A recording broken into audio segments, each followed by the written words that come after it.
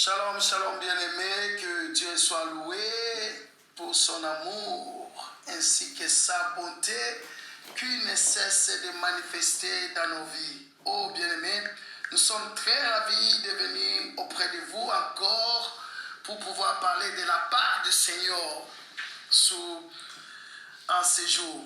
Bien-aimé dans le Seigneur, sans plus tarder, nous allons prier. Seigneur, nous te disons merci pour ce temps merveilleux que tu nous as encore donné, afin que nous puissions parler de ta part, que nous puissions parler de ta parole, ô Dieu. Seigneur Papa, c'est toi qui as envoyé la parole avait guéri. Nous te prions, Seigneur, que cette parole puisse trouver place dans la vie de quelqu'un ou de quelqu'une. Que cette parole, Seigneur, puisse consoler, exhorter et édifier. Seigneur de gloire, Dieu Tout-Puissant, nous recommandons toute l'audience qui va nous écouter entre tes mains. C'est toi qui sondes le cœur et les reins. C'est toi qui connais les besoins de tous, oh Dieu. Notre prière, Seigneur, est que tu exauces une personne. Au nom de Jésus-Christ, nous t'avions ainsi prié et nous disons Amen. Bien-aimé, que Dieu soit loué pour cette grâce merveilleuse de pouvoir parler de lui. Alors, sans plus tarder, bien-aimé, aujourd'hui, nous voulons parler d'un thème qui est très important. Notre thème est « Utilisez votre foi ». Je le répète, utilisez votre foi. Bien-aimés dans le Seigneur, nous allons ouvrir nos Bibles. Nous sommes dans Hébreux chapitre 11 au premier verset. Nous allons lire. La Bible dit, « Or la foi est une ferme assurance des choses qu'on espère et une démonstration de celles qu'on ne voit pas. » Si je vous posais la question de savoir qu'est-ce que la foi, ou encore je vous disais, pouvez-vous définir la foi?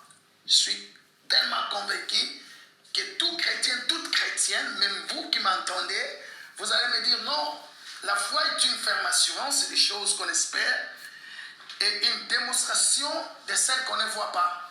Parfaitement d'accord avec vous, c'est ça la définition. Mais je voudrais un peu définir la foi d'une manière très très simple. Quand on parle de la foi, c'est une assurance, ou encore une confiance, ou encore une croyance. Pourquoi je dis ça? Parce que quand quelqu'un est assuré, prenons un petit exemple, quelqu'un qui a une voiture et assure sa voiture.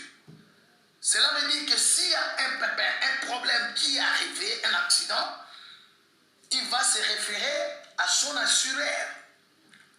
Donc il a confiance que son assureur sera là pour intervenir quand ce pépin arrivera. Voilà pourquoi il paye son assurance. De la même façon que nous qui sommes chrétiens, nous avons confiance, nous devons avoir confiance au Seigneur, parce que nous avons crié en lui, nous avons cette croyance en lui. Alors c'est pourquoi j'ai dit que la foi n'est rien d'autre qu'une assurance, ou encore une confiance qu'on met, ou encore une croyance. Mais en tant que chrétien, dans le christianisme, notre assurance, notre confiance, notre croyance est basée sur Jésus-Christ. Parce qu'il y a d'autres religions, ils ont aussi cru à des gens, ils ont cru à un bois ou à un objet, et ils appellent ça leur Dieu. Ils ont foi à ce bois-là, à cet objet-là, ou encore à cette image-là. Mais nous, notre foi est en Christ Jésus. Avant qu'on aille loin, je vais nous faire remarquer quelque chose dans les versets que nous avons lus, dans Hébreux chapitre 1er, Hébreux chapitre 11, verset 1er. Bien-aimé, la Bible dit la foi est une ferme assurance des choses qu'on espère. nous voyons le mot ferme. Cela veut dire que cette foi que nous avons doit être ferme. Parce qu'il y a des gens qui ont eu la foi, qui ont commencé, mais suite aux circonstances de la vie, suite à des choses, des réalités de la vie, leur foi a commencé à s'affaiblir. Mais ici, là où nous avons tiré notre définition, nous voyons que notre foi doit être ferme. Cela veut dire, peu importe ce qui va arriver, peu importe le vent et le flot, nous sommes focalisés, notre confiance, notre croyance, notre assurance est basée sur Jésus. Alors, par là, la question qui se pose est que d'où vient la foi? Ou encore, où est la source de notre foi? Romains chapitre 10, verset 17. La Bible dit ceci: ainsi la foi vient de ce qu'on entend. Et ce qu'on entend vient de la parole de Dieu. Bien aimé, pour avoir une foi ferme, il faudrait que la parole de Dieu habite abondamment en nous.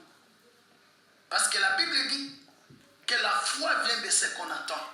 Et ce qu'on entend vient de la parole de Dieu. Bien-aimé, ce que tu entends, si tu entends plus les informations de ce monde, ta foi aussi sera basée sur les informations de ce monde. Si tu entends plus les nouvelles de ce monde, on a dit ceci, des nouvelles négatives, ta foi aussi s'affaiblira et tu auras une foi négative qui n'est rien d'autre que la peur. Mais nous, chrétiens, si je peux le dire, me le permettre de le dire, nous avons une foi qui est positive.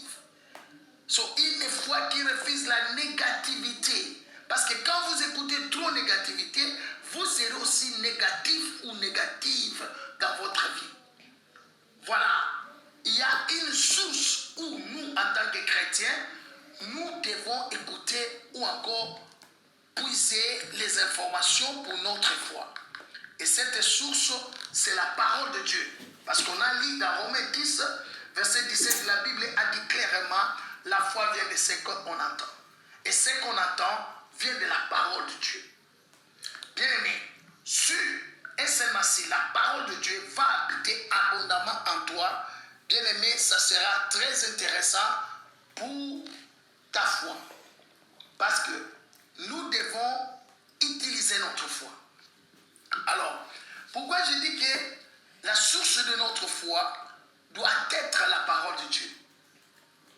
C'est parce que si nous lisons Nombre, chapitre 23, verset 19.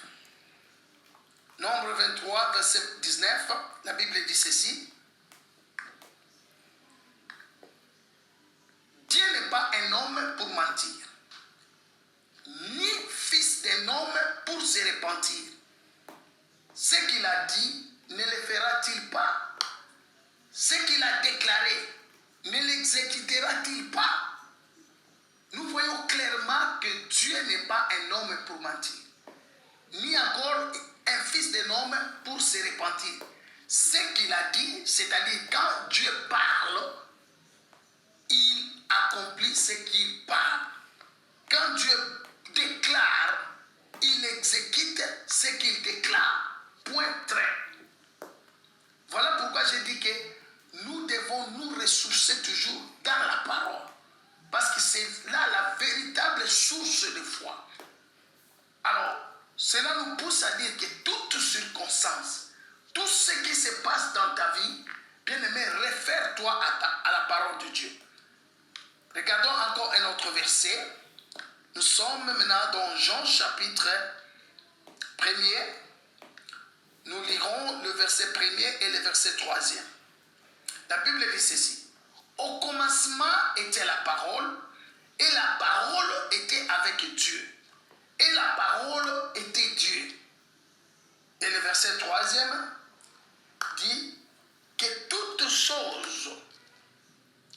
choses ont été faites par elle.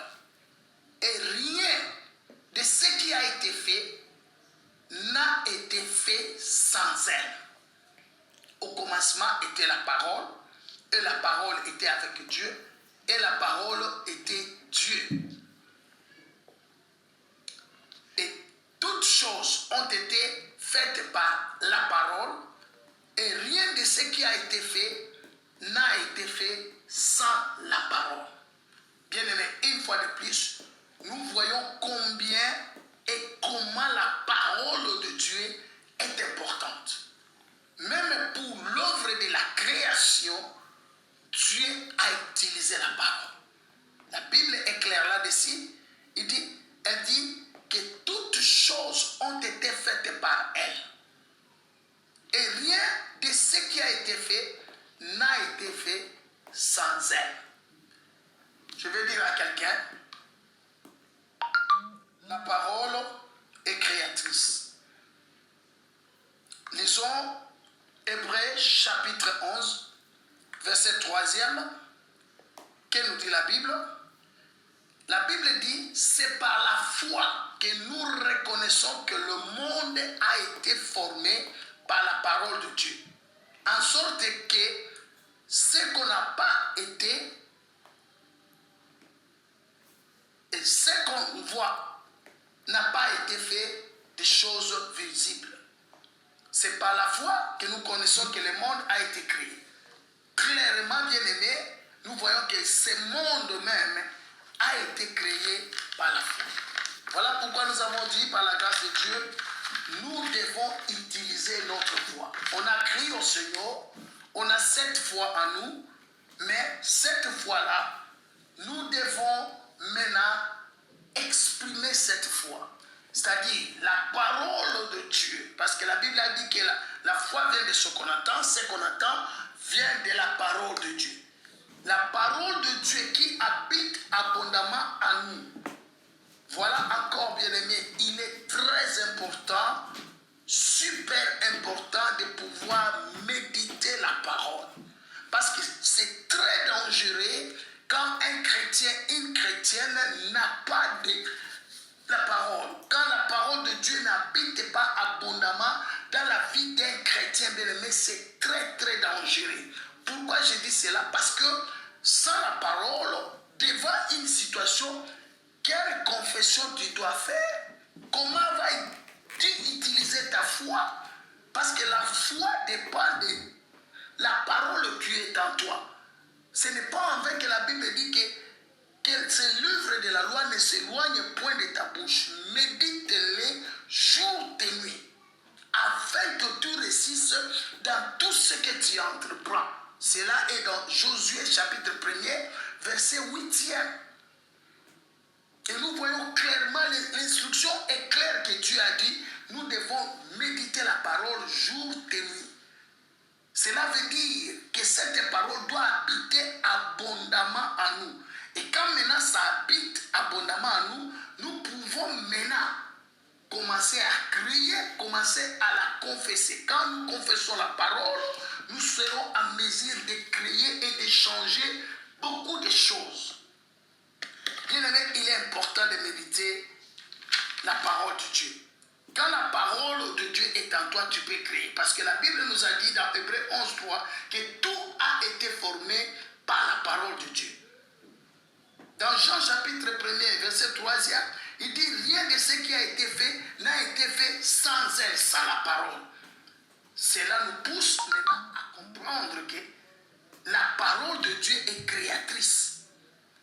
Comment maintenant elle va créer, bien-aimé? C'est quand elle habite abondamment en toi, tu la confesses, tu dois la confesser face à la circonstance qui se passe, soit face à ce que tu as vu, face à une situation que tu traverses.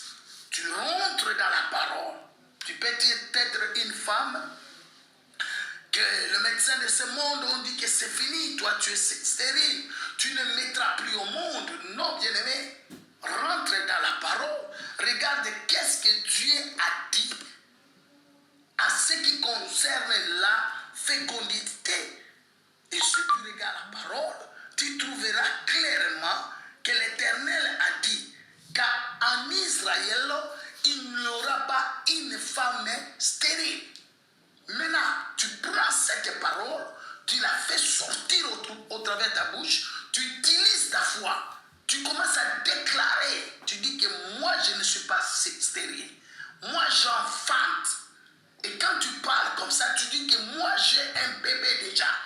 Va bien aimé à la boutique, achète des produits, des choses pour la maternité, mets ça dans la maison, prends les berceaux, mets là-bas. Tu dis que non, mon bébé est là. Mon bébé va donner dans ses berceaux.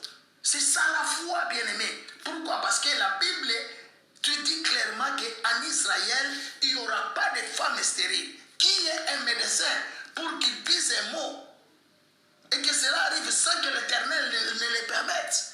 Bien-aimé, réfère-toi à ce que Dieu a dit. Ça peut être peut-être un cas de maladie. Une maladie qui a pris beaucoup de temps. Écoute, bien-aimé, la Bible dit dans 3 Jean, chapitre 1, il y a un seul chapitre, il dit que le souhait de l'Éternel est que tu prospères à tous égards et que tu sois toujours en bonne santé. C'est ça la volonté de Dieu. Que toi et moi, nous soyons toujours en bonne santé. Et de là, tu peux dire que non, je suis en bonne santé. Je refuse la maladie. Le souhait de Dieu pour ma vie, c'est que je sois en bonne santé. Tu confesses cette parole. Dieu n'a pas mis la parole, sa parole dans la Bible pour rester là. Non. Il a mis la parole pour que nous puissions la lire et que cette parole habite abondamment à nous. Et quand ça habite abondamment à nous, ça doit sortir. Nous devons la confesser. Et quand on confesse, on change de situation. Ça peut être que tu ne prospères pas. Tu prends les mêmes versets. Dieu a dit qu'il veut à ce que tu prospères à tous égards. Tu ne peux pas progresser à un point et de l'autre côté, ça ne va pas. Non, tu dis que moi, je suis prospère. Je suis prospère spirituellement. Je suis prospère physiquement.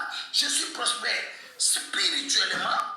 Je suis prospère financièrement et je suis prospère intellectuellement dans tous les domaines de ta vie. C'est ça la volonté de Dieu.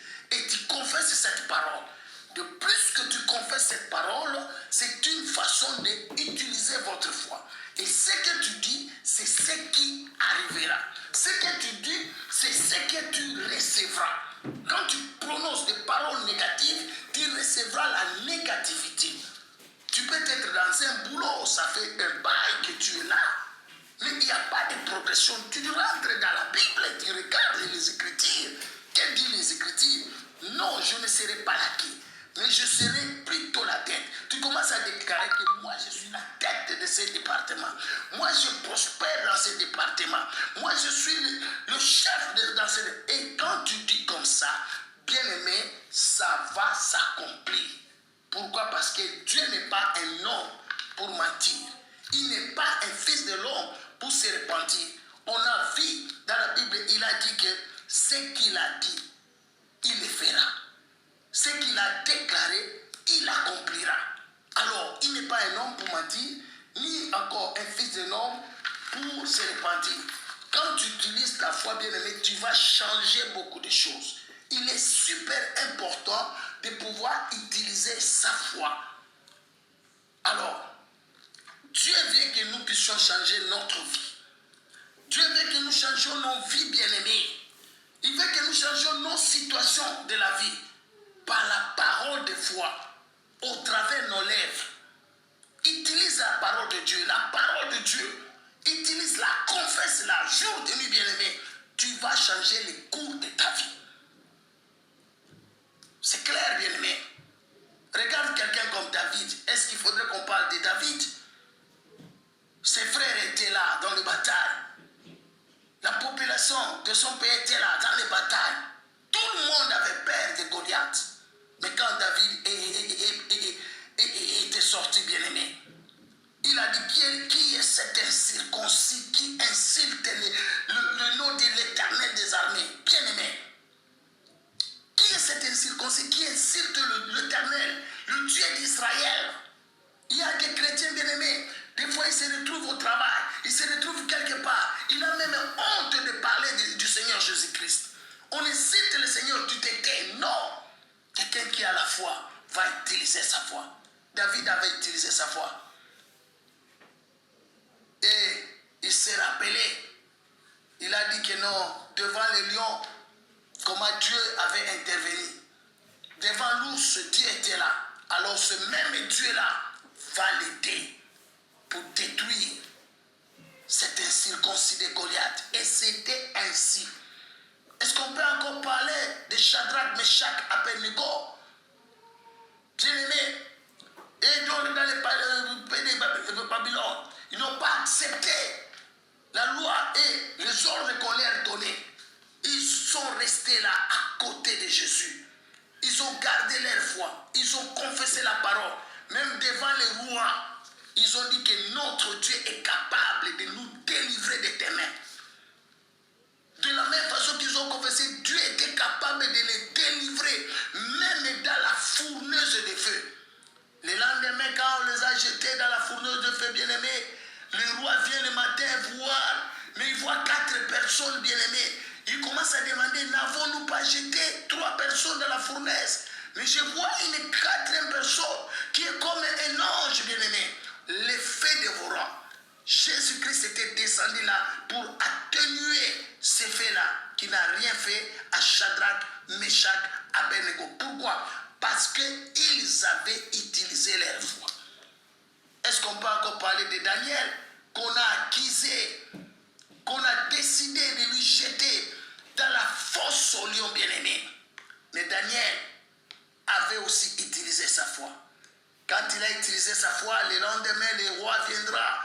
Il dit, Daniel, est-ce que l'Éternel que tu sers avec persévérance t'a secouru? Il a dit, oh roi, relax, calme-toi, relax, calme-toi.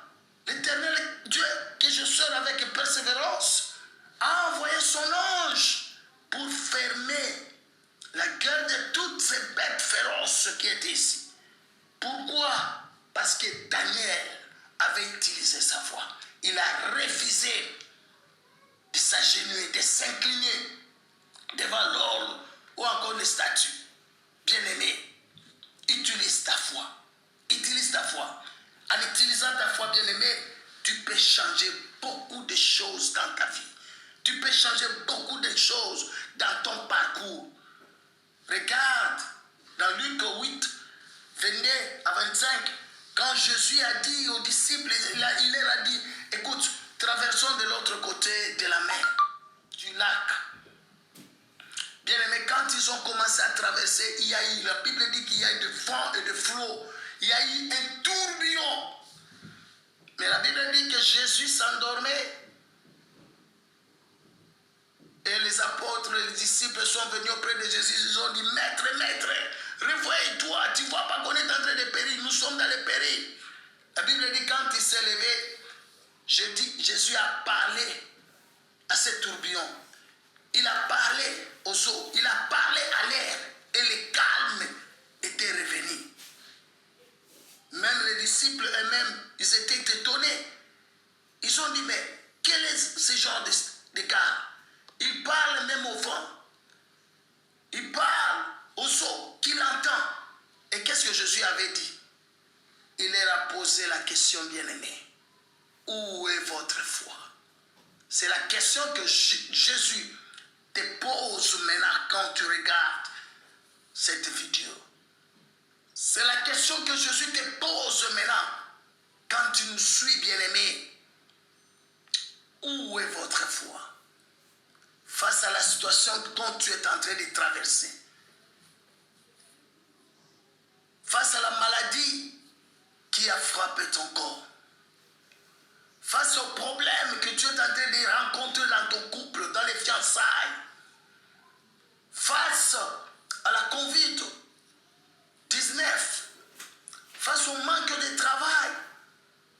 Bien-aimé, le Seigneur te pose la question, où est votre foi? Où est votre foi? Parce que plusieurs ont perdu foi. On parle du virus mais tu as peur du virus plus que Dieu lui-même. Tu as peur du virus plus que même les péchés. Où est votre foi? N'as-tu pas la puissance de parler à ces virus? N'as-tu pas la puissance de parler à cette maladie? Et que cela doit sortir et partir loin de ton corps. Dieu n'a pas changé. Il est le même hier, aujourd'hui et éternellement. Il a dit dans Matthieu chapitre 17, verset 20. Si tu as la foi comme ces grains de sénévé, tu diras à cette montagne.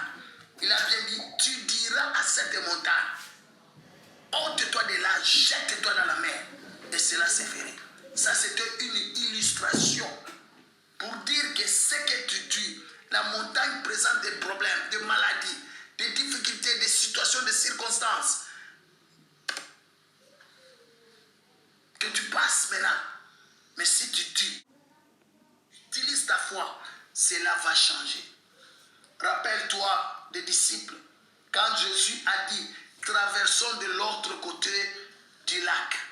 Bien-aimé, c'est ce que beaucoup de chrétiennes font comme erreur. Le Seigneur a déjà parlé. Il t'a dit que fais ceci. À l'instar des disciples, le Seigneur avait parlé. Il a dit, traversons de l'autre côté du lac. Un point, un trait. Les disciples devaient retenir la parole de Dieu. C'est pourquoi nous avons dit que c'est important, super important, que la parole de Dieu applique abondamment dans nos vies. Parce que la Bible dit que Dieu n'est pas un homme pour mentir, ni un fils de l'homme pour se repentir. Quand il dit, il réalise. Quand il déclare, il accomplit ce qu'il a déclaré. Jésus a dit, allons de l'autre côté du lac. Qu'il le veuille ou pas, que le diable le veuille ou pas, tourbillon ou pas tourbillon, ce que Dieu a dit, il le réalisera. Comme il avait dit, on va traverser. Les disciples ne pouvaient qu'être calmes. Voilà pourquoi il a posé la question, où est votre foi? Parce que s'ils avaient la foi, ils allaient seulement se référer à la parole de Jésus. Dire que le maître a dit, on va traverser, on traverse. Ils allaient être calmes. Ils n'allaient pas paniquer. Par là, on a compris que Jésus voulait aussi les renseigner qu'ils ne peuvent pas être là, toujours dépendre de lui. Donc, ils ont cette capacité, la capacité que moi et toi aussi nous avons aujourd'hui. Tu ne peux pas attendre seulement les serviteurs pour qu'ils viennent prier pour toi. Tu mets la parole de Dieu, si elle habite abondamment en toi, tu la confesses de ta bouche, bien-aimé, devant la situation que tu passes. Cette situation ne tardera pas, elle changera. Parce qu'il a dit que si tu as la foi, comme ces grains de sénévé, tu diras à cette montagne, ôte-toi de là, jette-toi dans la mer, et cela se ferait. Regarde maintenant quelle situation toi tu as. Quel problème tu as? Je vais te dire ce matin, avec cette foi que tu as, comme le grain de sénévé, tu peux changer cette situation. Mais pour le faire, rentre dans la Bible. Regarde qu'est-ce que la Bible a dit par rapport à ta situation. Avec la foi bien-aimée, tu vas aligner la volonté, tu vas t'aligner avec la volonté de Dieu et les desseins de Dieu dans ta vie. Avec la foi bien-aimée, tu peux changer toutes choses dans tous les domaines de ta vie. Domaine spirituel, physique, matériel, financier, domaine sanitaire, tu peux changer, bien-aimé. Tu peux aussi éteindre tout fait étranger. Tu peux venir dans ta vie, dans ta famille, sur la vie de tes enfants, à cause de l'application de la foi. Bien-aimé, nous pouvons réaliser beaucoup de choses si nous appliquons notre foi. Et nous pouvons même façonner notre vie à la direction divine. Un chrétien qui parle négatif, il y a que le négatif qui arrivera dans sa vie. Par exemple, tu as des enfants, ils vont à l'école. Appelle tes enfants quand ils sortent. Tu commences à dire des paroles. Que non, mes enfants, vous êtes des enfants excellents. Vous êtes le meilleur de votre école. Vous serez toujours la tête et non la queue. Un parent qui parle comme ça à ses enfants, cela se réalisera. Mais notre parent, tu vas l'écouter, il est en train de dire, toi, il parle à son fils, toi, tu ne seras pas intelligent, toi. Toi, tu ne vas pas progresser. Ça, c'est une foi négative que tu confesses sur la vie de l'enfant et cela s'accomplirait aussi. Et plus tard, les enfants du voisin progressent parce qu'ils parlent avec foi sur la vie de ses enfants. Toi, tu parles négatif sur la vie de tes enfants. Tu parles négatif sur la vie de ton couple. Tu parles négatif pour ton travail à toi-même. Tu parles négatif dans tes entreprises et les négatifs te suivront. Mais celui qui applique sa foi, bien-aimé, tout ira mieux. Même s'il a commencé petit, ça va progresser et grandir. Bien-aimé, voilà le message qu'on avait pour ce jour. Il faudrait, bien-aimé, qu'on utilise notre foi. La foi que Dieu t'a donnée n'est pas que, afin que cela reste sans être utilisé, utilisez cela. Alors, sans plus tarder, bien-aimé, il peut y arriver que vous nous suivez, vous avez un problème, ça peut être un problème de santé, un problème de travail, ça peut être un problème de couple. Alors, je voudrais prier pour vous. Si tu as une maladie, touche seulement là où tu as mal. Si c'est un problème, peut-être du boulot ou un problème dans les couples, mets ta main sur ta poitrine et on va prier. Éternel Dieu Tout-Puissant, nous te sommes infiniment reconnaissants. Toi qui nous as fait grâce, Seigneur Papa, de pouvoir parler de ta part en ce qui concerne l'application ou encore l'utilisation de notre foi. J'utilise ma foi en ce jour.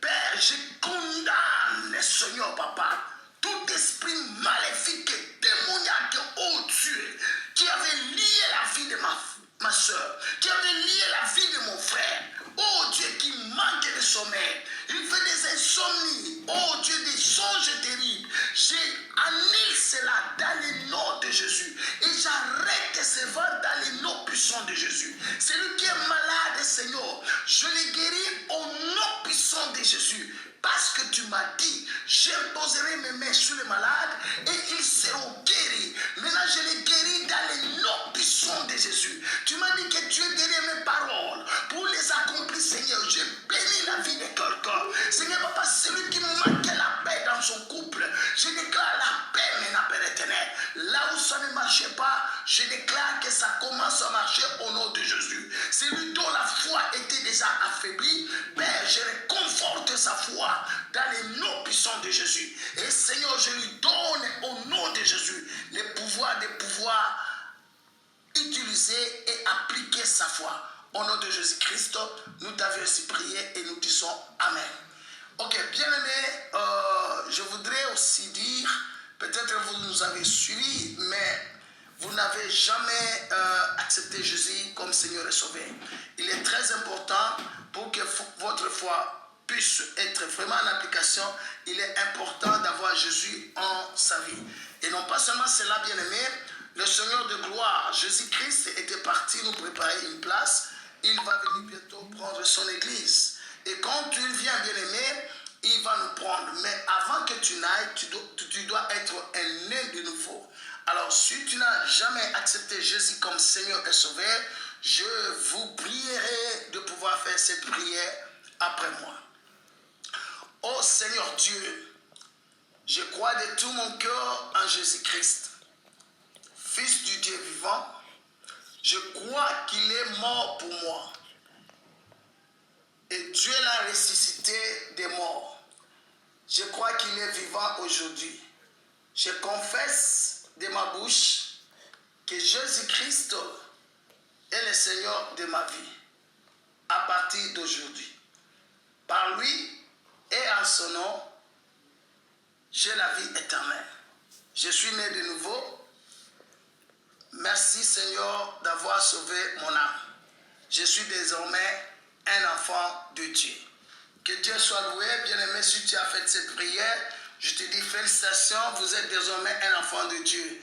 Alors je vais prier pour toi. Seigneur, que le Saint-Esprit puisse guider mon frère, ma soeur. Je recommande sa vie entre tes mains et que toi-même tu puisses la guider ou les guider tous les jours de sa vie. Au nom de Jésus-Christ, Amen. Alors,